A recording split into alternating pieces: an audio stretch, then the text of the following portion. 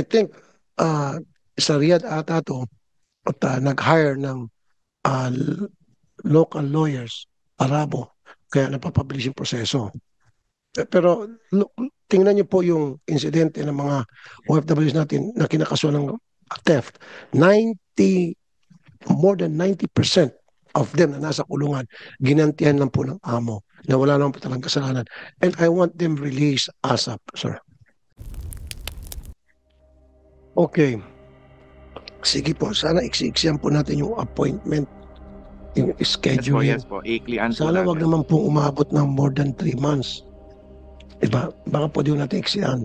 Find a way na mapabilis. Siguro kasama na po dyan, magdagdag tayo ng tao, pagandahin yung sistema. Kasi yung sistema nyo ngayon bulok. Sobrang bulok. So siguro po sa pila pa lamang, meron na taga-screen Yes. na security guard doon. Siguro local Yes. natin. O tao lang doon taga-screen.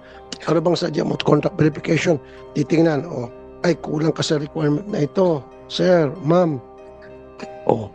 At least hindi na siya nag-antay ng 4 na oras. Doon pa lamang, minuto na inintay niya. 5-10 minutes. Kulang ba? Opo, balik ka na lang. At since pumila ka na rito, mamarkahan ka na namin doon sa loob na kapag merong isang section doon sa website na doon ka pupunta na para hindi ka na magantay ng 3 months kasi galing ka na dito at kulang na yung inyong dokumento. So kaya hindi ka na kailangan pang umantay ng buwan, ang antay mo na lang araw. So pagbalik mo, meron kang ibang linya. Yun po siguro mapapaiksi yung Yes, scheduling. Mr. Chair, definitely we will speed up the process.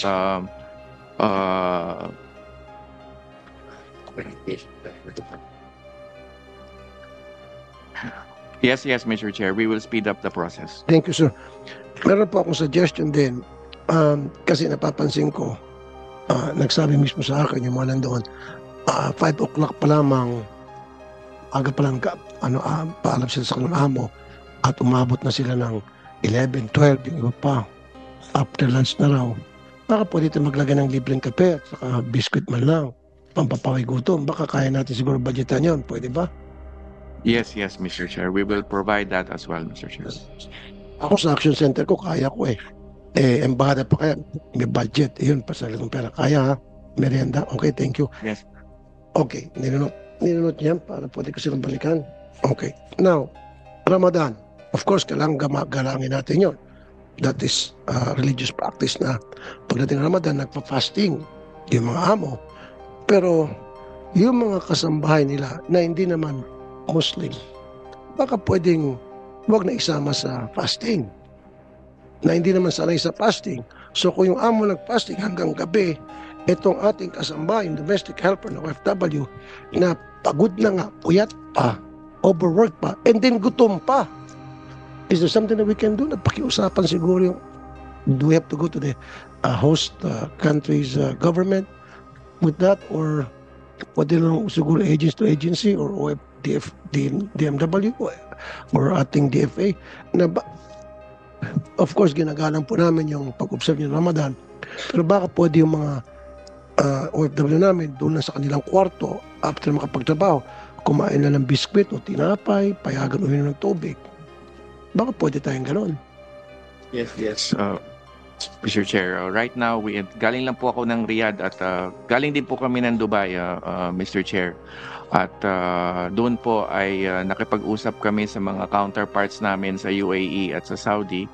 At nagbigay na po ng daan muli na makapag-usap tungkol sa kapakanan ng ating mga OFWs, lalo na ng domestic workers sa panahon nga po ng Ramadan. At meron kaming augmentation team na papunta nga po ngayon doon sa panahon ng Ramadan. And yes, the short answer is yes, we are in talks with our counterparts para maibsan yung kalagayan ng OFWs natin sa panahon ng Ramadan.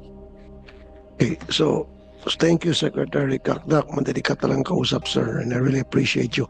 So ngayon, from now on, sabi mo, pag-uusapan pa lang sana mapabilis tuwing Ramadan, yung mga non-Muslim na mga OFWs natin, payagan naman na hindi mag-fasting, payagan ng kanilang mga amo.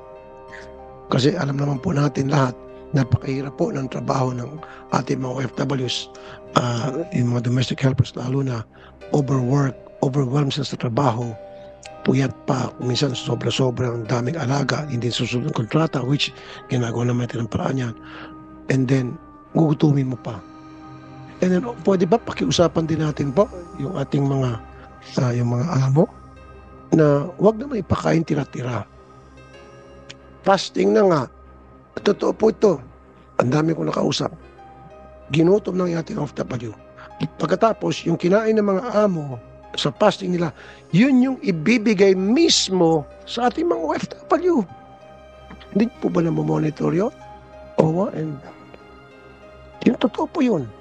Kasi ang sinasabi ng amo, ba't pa kami bibili ng pagkain para sa inyo? Nag-fasting kami, kung ano yung nakinain namin, yung kakainin nyo. Oo, sa anak, sabay-sabay tayo sa mesa. Hindi, diyan ka muna OFW, tapos kaming kumain. O ito yung tira namin. Ang pangit naman yan.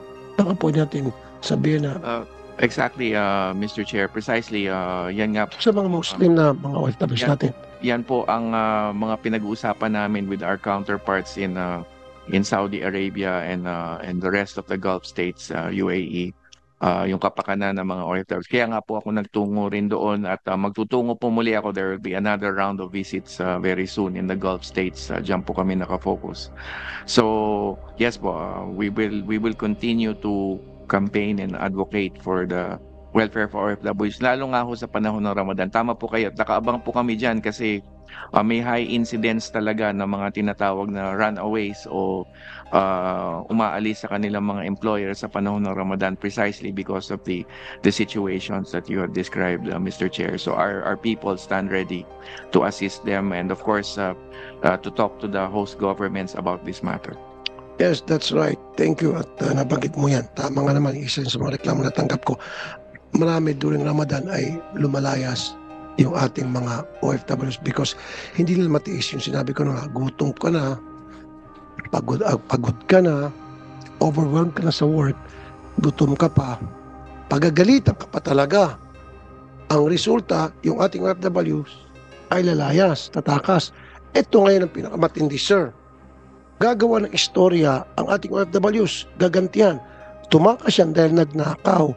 Kukulong pa yung OFWs natin. Aping-api na nga, kinulong pa. So mataas ang insidente ng pagkakakulong ng ating mga OFWs doon because of theft na napagbintangan lang. Yun siguro monitor din po, sir.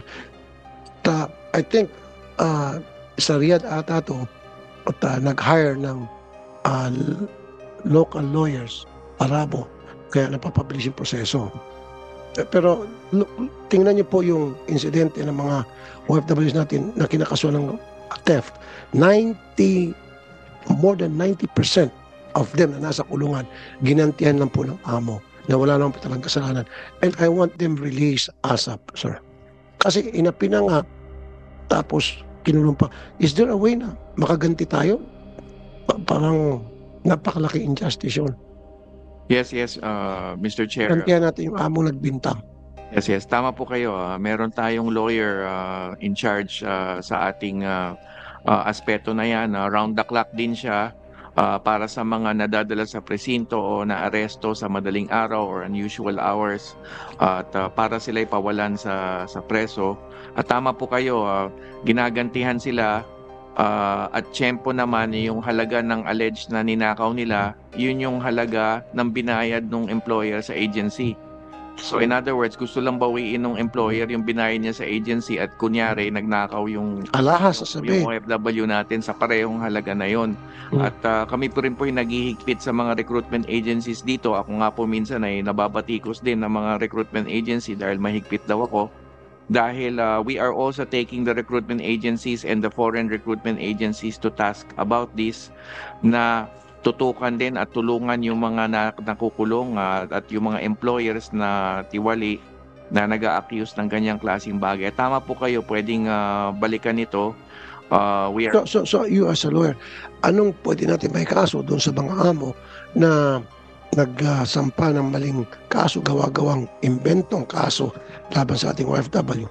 Mr. Chair, kasi usually ang nangyayari, yung mga runaway natin na workers, tinutulungan natin magsampa ng kaso, halimbawa abusive treatment or violation of Saudi domestic laws. Meron din kasing Saudi domestic worker regulations na dapat humane ang treatment ng worker. So, ginagamit din natin yung batas nila. At doon natin sila po binabalikan.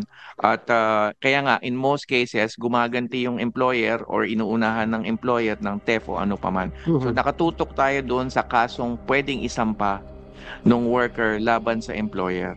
So nandun po tayo at again, we have a lawyer on the ground pushing for these cases to be filed and also to be concluded in favor of our worker.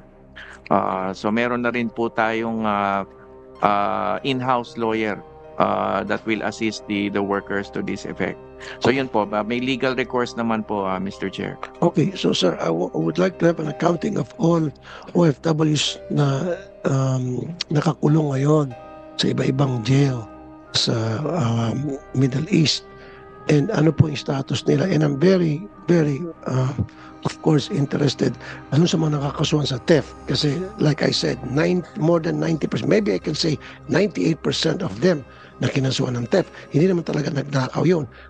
Inamin mo naman, ikaw mismo nag-agree na yun ay ginantihan na ng amo kasi lumayas. But lumayas dahil nga inapi. So, I want an accounting of Yes, Mr. OFWs Chair, we will sa have jail. a report on this matter, Mr. Chair. Yeah.